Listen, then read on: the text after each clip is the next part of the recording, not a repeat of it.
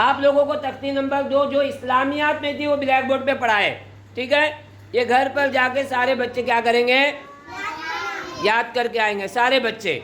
एक बार वापस पढ़ो, अलिफ लाम, लाम अलिफ, जीम अलिफ, लाम अलिफ, मीम अलिफ, लाम अलिफ, बा अलिफ। यहाँ देखो, वैसे सीधे बैठो।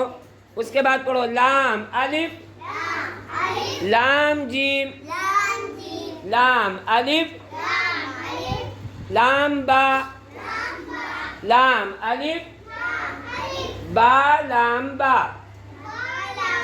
उसके बाद क्या लिखा हुआ है, काफ काफ काफ, काफ बा, काफ ता, काफ अलिफ, काफ अलिफ, बा काफ ता,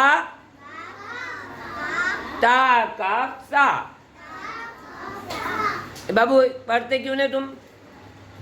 पढ़ने का, अभी स्कूल में आए तो पढ़ने का, जो स्कूल में पढ़ेगा उसको पढ़ते आएगा। समझ में आएगी बात?